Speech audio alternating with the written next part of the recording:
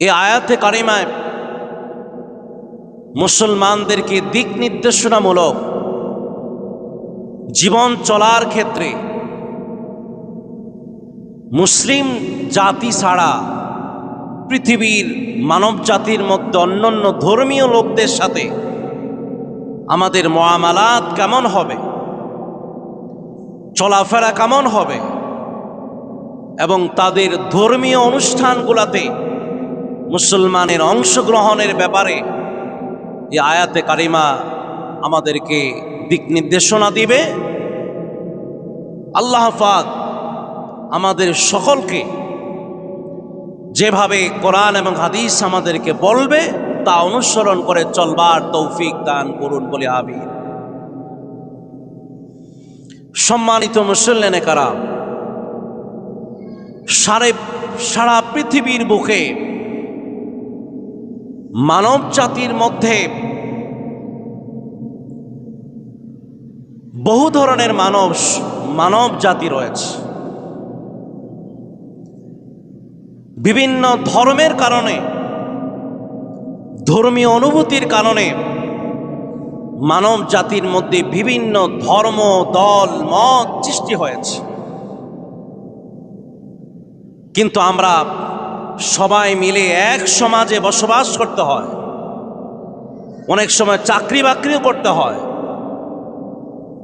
ব্যবসা বাণিজ্য সহ আমাদের ঘরের আশপাশে প্রতিবেশী হিসাবে এসব অমুসলিম, ইহুদি, খ্রিস্টান, হিন্দু, বৌদ্ধ, অমুসলিম জাতিরা বসবাস করে কিনা? করে না? করে।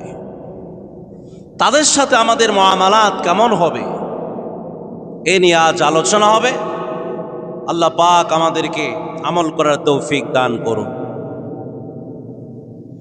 পবিত্র কোরআনের ভাষায়, পবিত্র কোরআনুল কারীম অমুসলিমদের মধ্যে ইহুদি আর নাসারাদের পরিচয় স্পষ্টভাবে আমাদের সামনে তিনি তুলে ধরেছেন। সেটা হচ্ছে এই ইহুদি আর নাসারা, অমুসলিম কাফির মুশরিকরা বিভিন্ন সময়ে আল্লাহর নবীদের সাথে তারা গাদ্দারি করেছে। আল্লাহর হুকুমকে তারা সরাসরি লঙ্ঘন করেছে। আমরা দেখেছি মূসা আলাইহিস সালামের সাথে বেয়াদবি পর্যন্ত তারা করেছে। ইতিহাস পর্যালোচনা করলে দেখা যায় এই ইহুদির গোষ্ঠীরা, নাসারারা প্রায় ৩০০ জন নবীকে তারা হত্যা করেছে। নাউযুবিল্লাহ।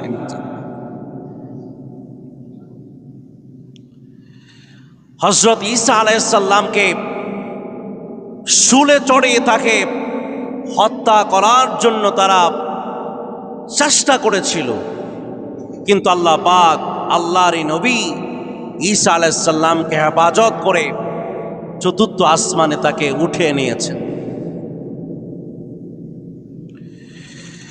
আল্লাহ রাব্বুল আলামিন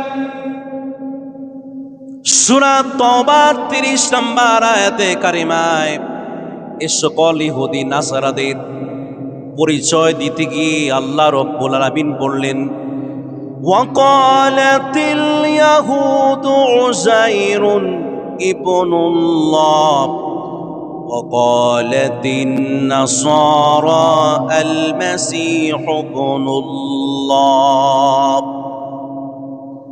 আল্লাহ পাক বললেন,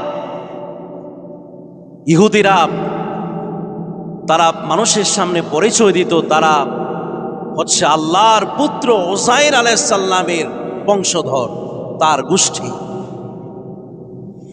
আর নাসারারা বলতো আল্লাহর পুত্র, আল্লাহর সন্তান মসিহ এর অনুসারী তারা। বলেন তো, আল্লাহ পাকের কোনো কি সন্তান, স্ত্রী, সন্তান, পরিবার কি আছে? নাই। কিন্তু তারা মানুষের সামনে আল্লাহর সন্তানের পরিচয় দিতে তারা দ্বিধাবোধ করত।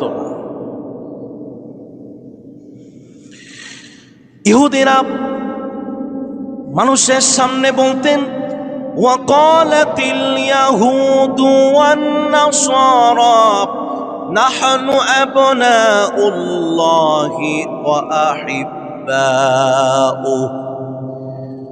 তারা বিশ্ববাসীকে বলতো, হে মানব জাতি, আমরা ইহুদি আর নাসারা হলাম আল্লাহর সরাসরি সন্তান এবং আল্লাহর প্রিয় ভাজন বান্দা। আল্লাহ রাব্বুল আলামিন আমার নবী মুহাম্মদ সাল্লাল্লাহু আলাইহি সাল্লামকে বললেন, আপনি মানব তাদেরকে বলে দেন, কুল ফালিমা ইউআযযিবুকুম বিজুনুবিকুম, তাইলে তোমাদেরকে আল্লাহ রাব্বুল আলামিন কেন তোমাদেরকে শাস্তি দেন, তোমাদেরকে বানরের জাতিতে পরিণত করলেন।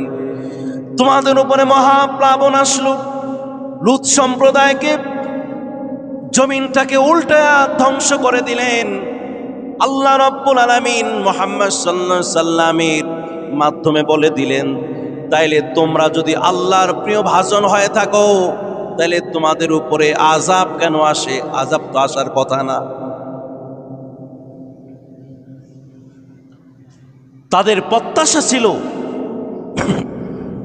তারা মানুষদেরকে বলতো, সূরা বাকারার 111 নম্বর আয়াত আল্লাহ পাক বললেন,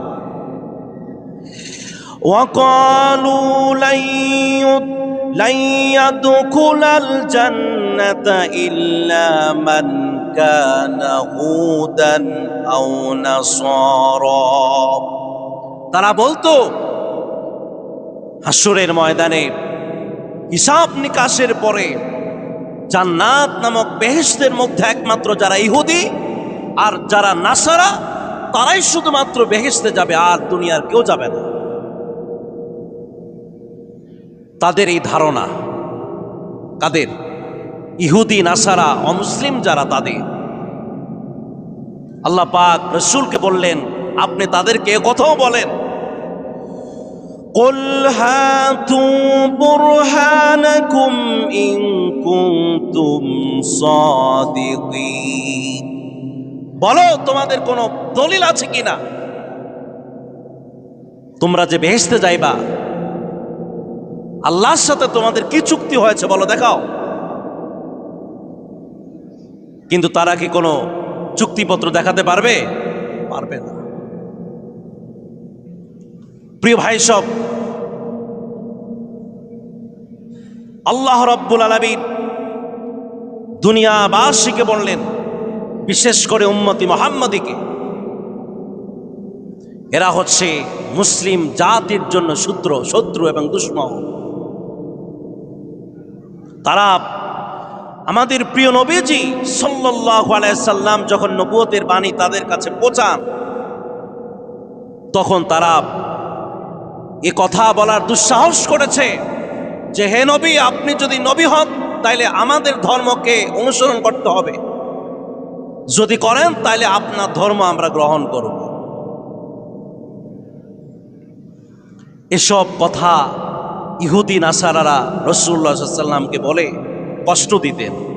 আল্লাহ পাক সে কথাটাই সূরা বাকারার 120 নম্বর আয়াত আল্লাহ পাক বললেন, ওয়ালান তারদা আনকাল ইয়াহুদু ওয়ালান নাসারা হাত্তা তাত্তাবিআ মিল্লাতাহুম কুল ইন্না হুদাল্লাহি হুয়াল হুদা। ইহুদি আর নাসারারা আমার নবীকে বললেন, আমাদের দল অনুসরণ আপনি করেন তাহলে আমরা খুশি থাকব, আমাদের ধর্মের কিছু বিধান আপনি পালন করেন। কিন্তু আল্লাহ পাক সরাসরি বলে দিলেন, নবী আপনি বলে দেন, আমি আল্লাহর পক্ষ থেকে যে হেদায়েত নিয়ে এসেছি এটাই হচ্ছে হক, এটাই হচ্ছে হেদায়েত। এটা ছাড়া দুনিয়ার যত দল মত যত কিছু আছে সব অকেজ, আল্লাহ পাক সেটা গ্রহণ করবেন না। ইন্নাদ-দীনা ইনদাল্লাহিল ইসলাম, আল্লাহ পাক শুধুমাত্র সেই ধর্মটাকে গ্রহণ করেন যেটার নাম হচ্ছে ইসলাম।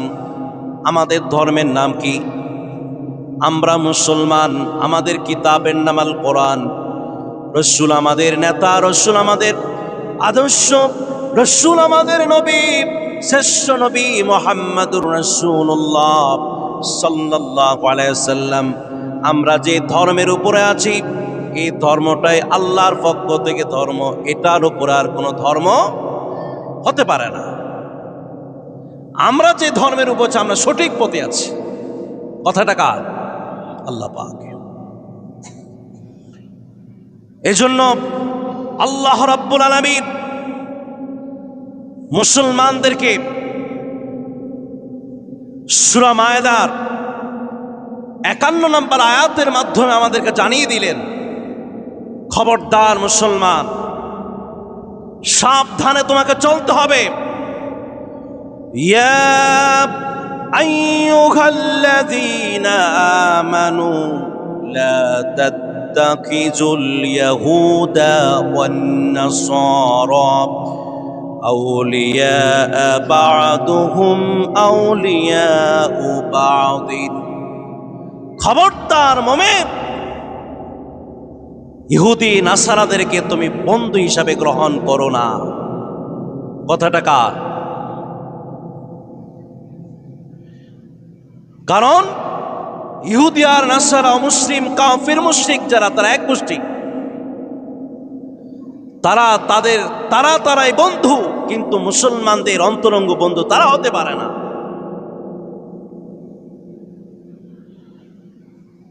আল্লাহ তাআলা বললেন, فَتَرَى الَّذِينَ فِي قُلُوبِهِم مَّرَضٌ يُسَارِعُونَ فِيهِمْ يَقُولُونَ نَخْشَىٰ أَن تُصِيبَنَا دَائِرَةٌ فَعَسَى اللَّهُ أَن يَأْتِيَ بِالْفَتْحِ। তবে আমি আল্লাহ পাক বললাম, হে রাসূল, আপনি যখন দেখবেন আপনার উম্মতদের মধ্য থেকে যাদের অন্তরে ব্যাধি আছে, যারা মুনাফিক, ওরা ইহুদি নাসারা অমুসলিম কাফের মুশরিকদেরকে তারা বন্ধু হিসেবে গ্রহণ করে নেবে। তারা কারা? পরিচয় দিয়েছেন আল্লাহ পাক, তারা মুসলমানদের মধ্যে মুনাফিক। যারা বলেন কারা? মুনাফিক যারা। তাদের কথাটা বললেন, তারা কেন ইহুদি নাসারাদেরকে মুসলমান হিসেবে গ্রহণ করবে? আল্লাহ বললেন, তারা এ কথা বলবে, ইয়াকুলুনা নাখশা আন তুসিবানা দাইরাতুন। তারা বলে, আমরা যদি ইহুদি নাসারাদেরকে বন্ধু হিসেবে গ্রহণ না করি, তাহলে আমাদের উপরে বিপদ মুসিবত চাপায়া দিতে পারে। আমরা সেই ভয়ে ইহুদি নাসারাদেরকে আমরা কি করি? বন্ধু হিসাবে গ্রহণ করে নিয়েছি। আপনারা বলুন তো, মানুষের উপরে মুসিবত, কষ্ট, বিপদ আপদ, এগুলি আল্লাহর পক্ষ থেকে আসে। আল্লাহ যদি আপনার বিপদ না চান, আপনাকে যদি সাহায্য করতে চান, দুনিয়ার সবাই মিলে যদি আপনাকে বিপদে পালাইতে চায়, তারা কি পারবে? পারবে না। মুসলমানদের ঈমান তো এতটুকু মজবুত থাকা দরকার যে আমরা হচ্ছি সঠিক পথের, আমার আল্লাহর সাহায্য আমার জন্য অবশ্যই নির্ধারিত। এরকম ঈমান আর মজবুত আমাদেরকে গ্রহণ করে ঈমানদার হতে হবে। এজন্য আল্লাহ রাব্বুল আলামিন বললেন, লাতাজিদান্না আশাদ্দান নাসি আদাওয়াতান লিল্লাযিনা আমানুল ইয়াহুদা ওয়াল্লাযিনা আশরাকু। আপনি মানুষের মধ্যে মুমিনদের আর আপনার যারা দুশ্মন সবচেয়ে বেশি করবে, শত্রুতা আপনার আর আপনার অনুসারীদের যারা করবে, এদের মধ্যে যারা ইহুদি এবং যারা মুশরিক, তারাই শুধুমাত্র আপনার মুমিন দলের সাথে তারা শত্রুতামি করবে। কথাটা কোথায় লেখা আছে? কোরআন কারীমে। আপনারা কি বিশ্বাস করেন? এগুলি কার কথা? কোরআনে আল্লাহর কথা। কোরআন শরীফের মাধ্যমে আমাদেরকে আল্লাহ পাক জানিয়ে দিয়েছে। আল্লাহর হাবিব বলেছেন, ততক্ষণ পর্যন্ত কিয়ামত হবে না যতক্ষণ না ইহুদি নাসারারা মুসলমানদের সাথে যুদ্ধ না করবে। ইহুদিদের সাথে মুসলমানদের যুদ্ধ হবে। সেই যুদ্ধে মুসলমানদের পক্ষে শুধুমাত্র মানুষ নয়, বৃক্ষ, তরুলতা, পাথর, পাহাড়, পর্বত সবই মুসলমানদের পক্ষে জবান খুলে বলে দিবে যে হে মুসলিম জাতি, আমার এই গাছের পিছনে, পাথরের পিছনে, পাহাড়ের পিছনে শত্রু ইহুদিরা লুকায়িত আছে, তাকে ধ্বংস করে ফেল। সুবহানাল্লাহ পড়বেন না? তাহলে এই হাদিস শরীফে এসেছে ইহুদি জাতি তারা দাজ্জাল বাহিনী লোক, দাজ্জালের অনুসারী তারা। মুসলিম জাতি দাজ্জালের অনুসারী হবে? হবে না।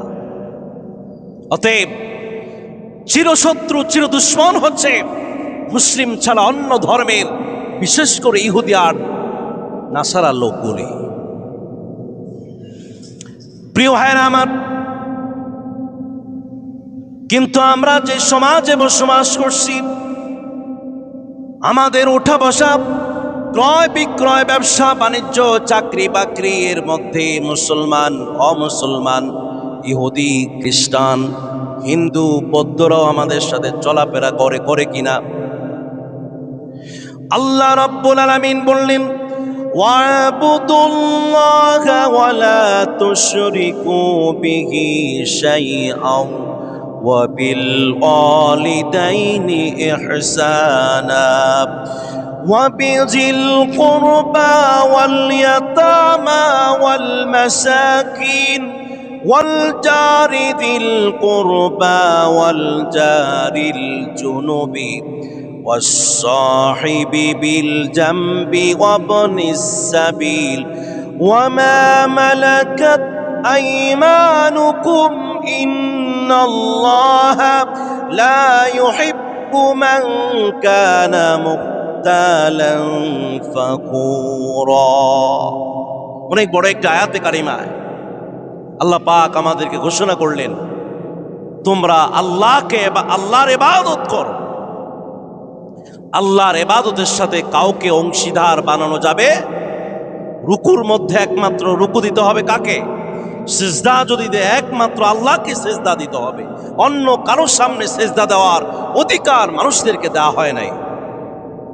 আর চলার ক্ষেত্রে বাবা মার সাথে, আত্মীয় স্বজনের সাথে, প্রতিবেশী যারা আছে, এতিম যারা আছে, মিসকিন যারা আছে, প্রতিবেশী মুসলিম অমুসলিম যারা রয়েছে, অধীনস্থ যারা আছে, তাদের হকগুলি তোমাদেরকে আদায় করতে হবে। নামাজ যেভাবে ফরজ, আল্লাহর ইবাদত করা যেমন ফরজ, প্রতিবেশীর হকগুলো আদায় করো কি ফরজ। নামাজে ত্রুটি করলে আল্লাহ পাক হয়তো আল্লাহর কাছে ক্ষমা চাইলে ক্ষমা পাওয়া যাবে, কিন্তু প্রতিবেশীর সাথে যদি হক যদি নষ্ট করে, ওই প্রতিবেশী যদি আপনাকে আমাকে ক্ষমা না করে, আল্লাহ পাক তাকে ক্ষমা করবেন না। আল্লাহ নবী বললেন, মা সালা জিবরিলু ইউসিনি বিল জারি হাত্তা যানানতু আন্নাহু সাইওয়ারিসাহু। রাসূল বললেন, জিবরাইল আলাইহিস সালাম আমার কাছে আসলেন, এসে প্রতিবেশী ইহুদি, খ্রিস্টান, মুসলিম, কাফির, মুশরিক, প্রতিবেশী মুসলিম অমুসলিম সবার ব্যাপারে যখন ওয়াজ করতেছেন, রাসূল বললেন, আমার কাছে মনে হলো যে এই প্রতিবেশী সবাইকে আমার পরিবারের ওয়ারিশ বানায় দেবে। খুব কঠিন ওয়াজ করলেন। আপনার নবুয়ত যদি ঠিক রাখতে হয়, রিসালাত যদি ঠিক রাখতে হয় তাহলে অবশ্যই আপনাকে কি করতে হবে? প্রতিবেশীর হককে আপনাকে আদায় করতে হবে। প্রতিবেশীর মধ্যে বন্ধু আছে, শত্রু আছে, আছে কিনা? একটু আগে যেটা বললাম, আমার ধর্ম ছাড়া বাকি যে ধর্মের লোকগুলো তারা আমার বন্ধু নয়, তারা কি? আমাদের অবশ্যই শত্রু। কিন্তু তাদের ব্যাপারে আল্লাহ রাব্বুল আলামিন এবং রাসূল আকরাম সাল্লাল্লাহু আলাইহি সাল্লাম হক আদায়ের ব্যাপারে খুব তাগিদ দিলেন। তার মানে হলো সামনে যে হাদিসগুলো বলা হবে, কোরআনের আয়াতগুলো বলা হবে, এই আয়াতে কারিমা আর হাদিসগুলোর মধ্যে মূল সার কথা এটা আসবে, অমুসলিমদের সাথে, ইহুদি খ্রিস্টান নাসারাদের সাথে দুনিয়ার ক্ষেত্রে তাদের সাথে আপোষ থাকবে, কিন্তু দ্বীনের ক্ষেত্রে তাদের সাথে কোনো আপোষ থাকবে না। আমার কথা কি বুঝছেন আপনারা? অমুসলিমদের সাথে দুনিয়ার ক্ষেত্রে, দুনিয়ার বিষয়ে আপোষ হবে, কিন্তু দ্বীনের ক্ষেত্রে তাদের সাথে আমাদের কোনো আপোষ নাই, থাকবে না। তার মানে হলো তাদের সাথে লেনদেন করা যাবে, লেনদেনে কোনো দুই নম্বরি করা যাবে না, ব্যবসা বাণিজ্য করা যাবে, চলাফেরা করা যাবে, তাদের অধীনে কাজ করা যাবে, আমাদের অধীনেও তারা কাজ করতে পারবে, মানবিক আচরণ তাদের সাথে করা যাবে। যদি কেউ বিপদে পড়ে তাহলে আগে যেতে হবে, ওষুধ লাগলে ওষুধ দিতে হবে, সেবা লাগলে সেবা করতে হবে। একজন অমুসলিমদের ব্যাপারে দুনিয়ার ক্ষেত্রে তার সাথে মুআমালাত, মুআশারাত সবই করা যাবে, কিন্তু দ্বীনের ক্ষেত্রে ধর্মীয় অনুষ্ঠানের ব্যাপারে তাদের সাথে আমাদের কোনো আপোষ আছে? আমাদের ধর্ম আমাদের ধর্মীয় অনুষ্ঠানগুলো শুধু আমাদের, আর তাদের ধর্মীয় অনুষ্ঠানগুলো শুধু তাদের। ধর্মীয় অনুষ্ঠানের ব্যাপারে, ধর্মীয় ব্যাপারে তাদের সাথে আমাদের কোনো আপোষ থাকবে না। আমি কি কথাটা বুঝাতে পারছি? আল্লাহ তাআলা বললেন, লা ইয়ানহাকুমুল্লাহু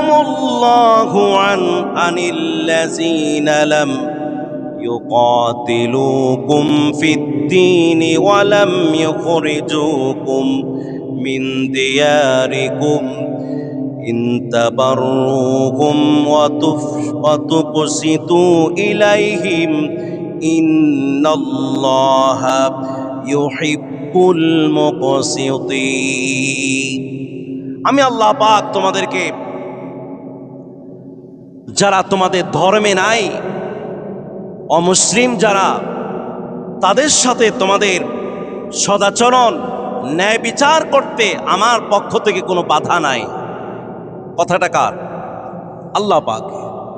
তাদের সাথে আপনার সদাচরণ করা, মানবিক আচরণ করা, দুনিয়ার বিষয় নিয়ে আলাপ আলোচনা করা, চলাফেরা করার ব্যাপারে আমার আল্লাহর পক্ষ থেকে কোন নিষেধ নাই।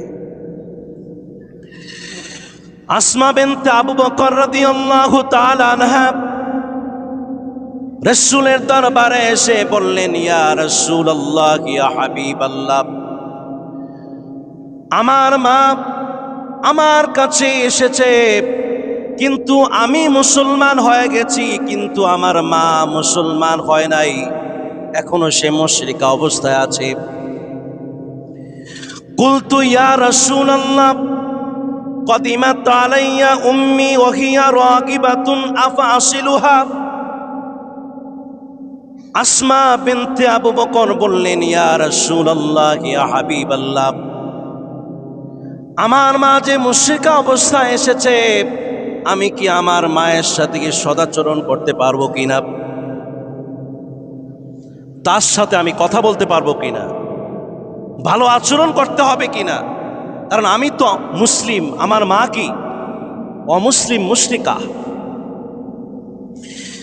রাসূল বললেন, ক্বালা নাম সিলি উম্মাকি, এরে আসমা বিনতে আবু বকর, তোমার এই কথাটা জেনে রাখতে হবে, দুনিয়ার ক্ষেত্রে অমুসলিমদের সাথে সব কিছু করা যাবে, কিন্তু দ্বীনের ক্ষেত্রে তাদের সাথে কোনো আপোষ চলবে না।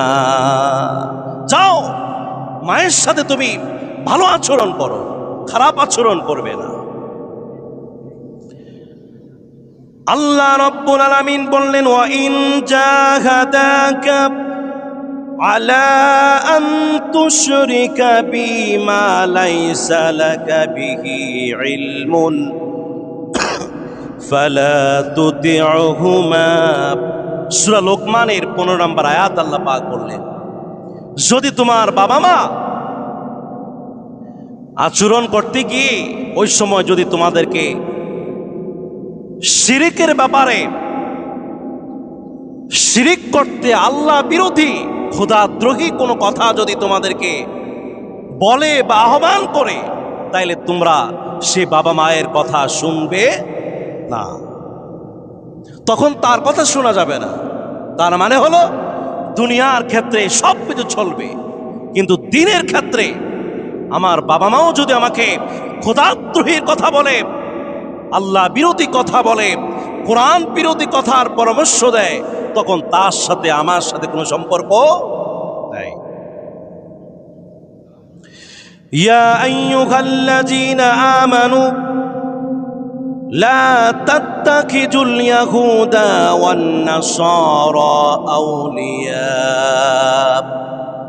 মুমিনেরা, অমুসলিম ইহুদি নাসারাদেরকে বন্ধু মানায়ও না।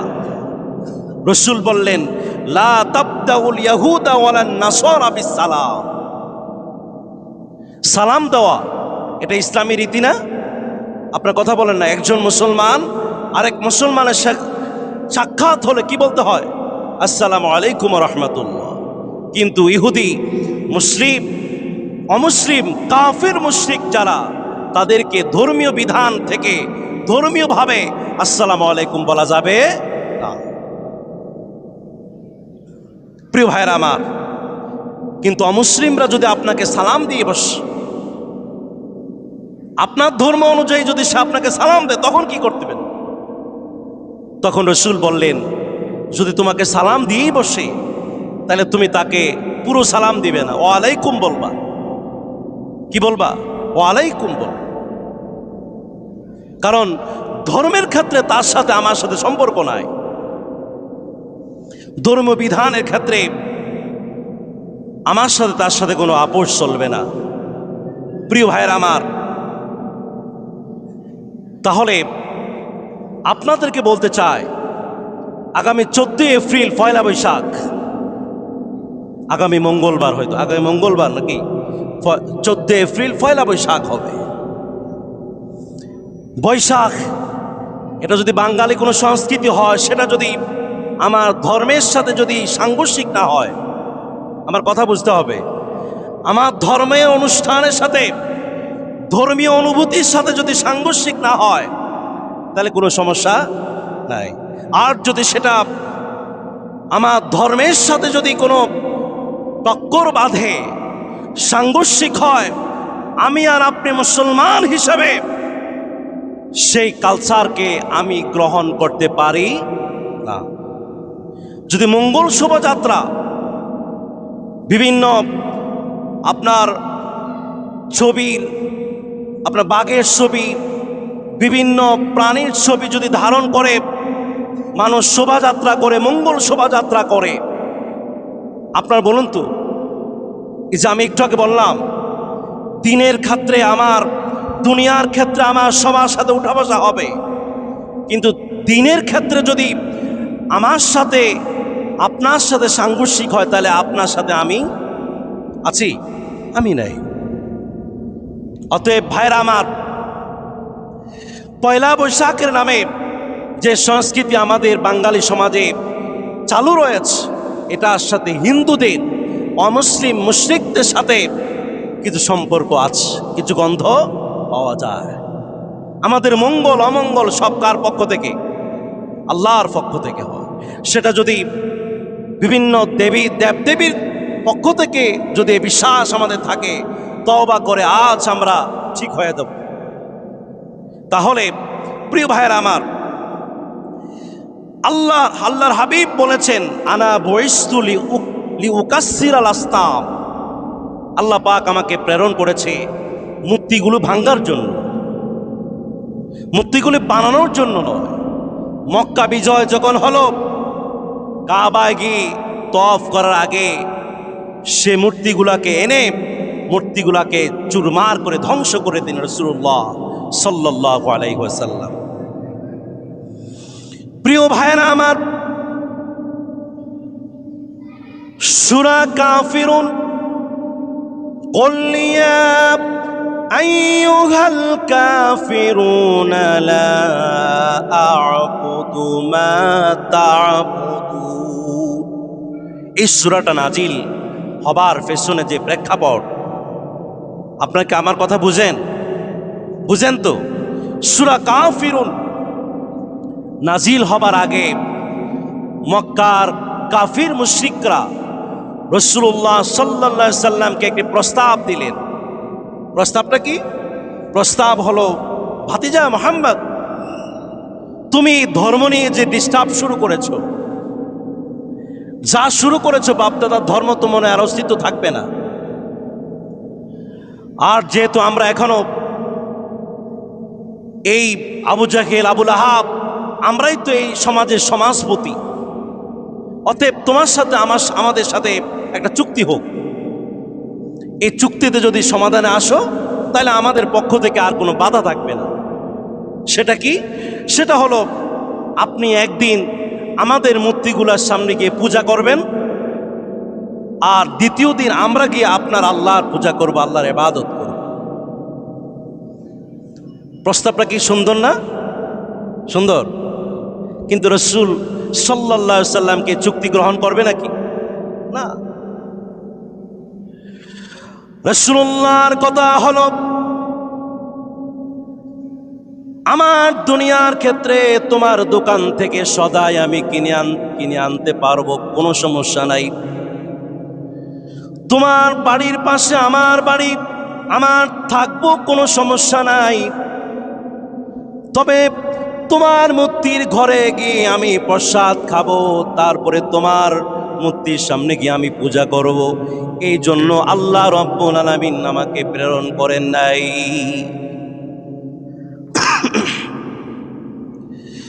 আল্লাহ পাক বললেন, হে রাসূল, কুল ইয়া আইয়ুহাল কাফিরুনা লা আ'বুদু মা তা'বুদুন।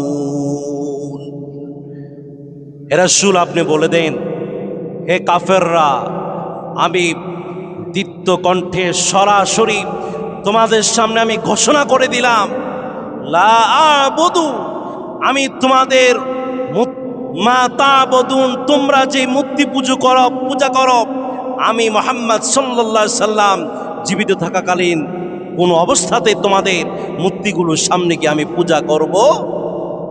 যতই প্রস্তাব আমাকে দাও, যত লোভ আমাকে দেখাও, যত লালসা আমাকে দেখাও না কেন, আমি তো এই আল্লাহর জমিনে আল্লাহর দ্বীন কায়েম করবার জন্য, আল্লাহ রাব্বুল আলামিনকে প্রতিষ্ঠা করবার জন্য আমাকে প্রেরণ করা হয়েছে। তবে আমি তোমাদের সাথে আমি চুক্তি করলাম, আমি তোমাদের মূর্তিগুলোর কোনো পূজা করব না। ওয়ালা আনতুম আবিদুনা মা আ'বুদ, আমিও যে আল্লাহর ইবাদত করি, তোমাদেরও ইবাদত করার কোনো প্রয়োজন নাই। তোমরা যদি ঈমান এনে, যদি ইসলাম গ্রহণ করে, যদি তোমরা আমার ধর্মে আসতে পারো, তাহলে ওয়েলকাম। আর যদি তোমরা তোমাদের ধর্মে থাকো, তাহলে আমার সাথে তোমাদের চুক্তি হলো, আমরা যে আল্লাহ রাব্বুল আলামিনের ইবাদত করি, সিজদা করি, ওই আল্লাহকে তোমাদের ইবাদত করা লাগবে না। আমি আবার বললাম, ওয়ালা আনা আবিদুম মা আবাদতুম। আবার রাসূল বললেন, আমি আবার বললাম, ওয়ালা আনতুম আবিদুনা মা আ'বুদু লাকুম দীনুকুম ওয়ালিয়াদিন। তোমাদের ধর্ম তোমাদের, আমাদের ধর্ম আমাদের।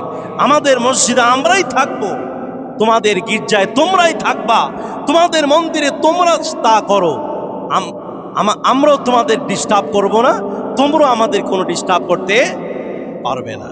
কোনো জোর জবরদস্তি আছে নাকি? লা ইকরাহা ফিদ্দীন, দ্বীনের ক্ষেত্রে কোনো জোর জবরদস্তি, যার কপালে হেদায়াত রয়েছে সে অবশ্যই হেদায়াত মুক্ত হবে, যার কপালে হেদায়াত নাই জীবনে কোনোদিন সে হেদায়াত পাবে না। আবু জাহেল আর হযরত ওমর রাদিয়াল্লাহু তাআলা আনহু দুইজনেই এক সময় অনেক বড় কাফির ছিলেন, কিন্তু আল্লাহ পাক রাসূলুল্লাহ সাল্লাল্লাহু আলাইহি ওয়াসাল্লাম দোয়া করলেন, আল্লাহ আবু জাহেল ওমরের দুজনের মাঝে যে কোনো একজনকে আল্লাহ তুমি কবুল করো। কিন্তু ওমর রাদিয়াল্লাহু তাআলা আনহু কপালে হেদায়েত আছে বিধায় হযরত ওমর ইসলাম গ্রহণ করেছিলেন। আল্লাহু আকবার। কিন্তু আবু জাহেল হেদায়েত না থাকবার কারণে সে কোনোদিন মুসলমান হতে পারে নাই। প্রিয় ভাইরা আমার, আপনাদেরকে বুঝতে হবে, হিন্দু যারা, অমুসলিম যারা বিয়ের অনুষ্ঠানে অনেক সময় মুসলমানদেরকে দাওয়াত করে, আপনারা বলেন তো সে বিয়ের অনুষ্ঠানে কি মুসলমান যেতে পারবে? কথা কন না, যেতে পারবে কেন? তার দুনিয়ার ক্ষেত্রে আমি তার কর্মচারী হতে পারি বা আমার কর্মচারী সেও হতে পারে, কিন্তু দ্বীনের ক্ষেত্রে তার সাথে আমার সাথে কোনো সম্পর্ক। তাদের বিয়ের অনুষ্ঠান, সেখানে বিয়ের অনুষ্ঠানের মধ্যে ধর্মীয়, তাদের ধর্মীয় আচার আচরণ সেখানে হয়। অতএব আমি ধর্মের দিকে তাকায়া আমি মুসলমান, তার বাড়িতে গিয়ে আলাদা পাক করা হলো তার বাড়িতে খাওয়া জায়েজ হবে? ওয়ালা তালবিসুল হাক্কা বিল বাতিল, আল্লাহর কথা হলো বাতিলের সাথে হক কখনো মিশ্রিত হতে পারে না। বাতিল বাতিলের জায়গায়, হক থাকবে হকের জায়গায়। আমরা হকের উপরে আছি, কখনোই নয়, কশ্চিন কালো নয়। আপনি সব সময় মনে রাখতে হবে, আমার ইমানের উপরে আর কোনো বড় সম্পদ আমার নাই। যার 10 তলা একটা বাড়ি আছে,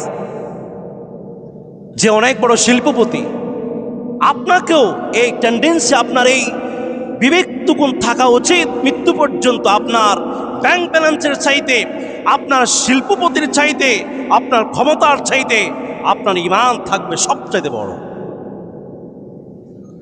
রাসূল আকরাম সাল্লাল্লাহু আলাইহি সাল্লাম তো বলেছেন, কিয়ামতের দিন জান্নাতে যাব সর্বপ্রথম গরিব এতিমদেরকে নিয়ে। কারা যাবে? এতিম। জান্নাতে যে যাবে সেই তো বড় ধনী, ঠিক কিনা বলেন? তাহলে এতিমরা যেহেতু ধন সম্পদ তার নাই, কিন্তু সে ঈমানকে মজবুত করেছে, সে কি ভালো করেছে না খারাপ করেছে? ভালোই করেছে। ধনী ব্যক্তি ধন পাবার পরে, সম্পদ পাবার পরে আল্লাহর কথা ভুলে গিয়ে শয়তানের প্ররোচনায় সে ঈমানকে দুর্বল করে ফেলে, যার কারণে ধনীরা রাসূলের সাথে সর্বপ্রথম যাবে না। আবু বকর রাদিয়াল্লাহু তাআলা আনহু বড় শিল্পপতি ছিলেন, তার জীবনের যা কিছু ছিল আল্লাহর রাস্তায় ব্যয় করতে করতে পথের পথিক হয়ে গেছে। আবু যর গিফারি, সে এত বড় শিল্পপতি ছিল, সে আবু যর গিফারি পর্যন্ত পথের পথিক হয়ে গিয়েছে। কারণ রাসূল বলেছে, আমি আর এতিম দুজন জান্নাতের মধ্যে এভাবে থাকবো, সবার আগেই যাব। আমার এই দুনিয়ার ধন সম্পদ আমাকে জান্নাতের মালিক বানাতে পারবে না। যদি বানাবে, যদি সেই ধন সম্পদগুলা আর ঈমান যদি এক জায়গায় এনে ঈমানের মাত্রাটা, ঈমানের ওজনটা যদি একটু বাড়ানো যায়, তাহলে অবশ্যই আপনার মর্যাদা আল্লাহ পাক অনেক উপরে উঠায় দিবেন ইনশাআল্লাহ। সর্বশেষ কথা হচ্ছে, প্রিয় ভাইয়েরা আমার, আল্লাহ এবং তার রাসূলের ঘোষণা অনুযায়ী আমার প্রতিবেশী মুসলিম অমুসলিম যারা রয়েছে, তাদের হকগুলো আমরা নির্দ্বিধায় হকগুলো আমরা আদায় করব। তবে দুনিয়ার ক্ষেত্রে তাদের সাথে আমাদের আপোষ চলবে, দ্বীনের ক্ষেত্রে, ধর্মীয় ক্ষেত্রে আমাদের আপোষ চলবে না। সবচাইতে বড় সম্পদ হচ্ছে আমার ঈমান। ঈমানকে মজবুত করবার জন্য দ্বীনকে সবসময় আমরা প্রাধান্য দিতে হবে। আল্লাহ পাক আমাদের সকলকে কবুলের মঞ্জুর করুন, আমিন সুম্মা আমিন। আসসালামু আলাইকুম ওয়া রাহমাতুল্লাহি ওয়া বারাকাতুহু।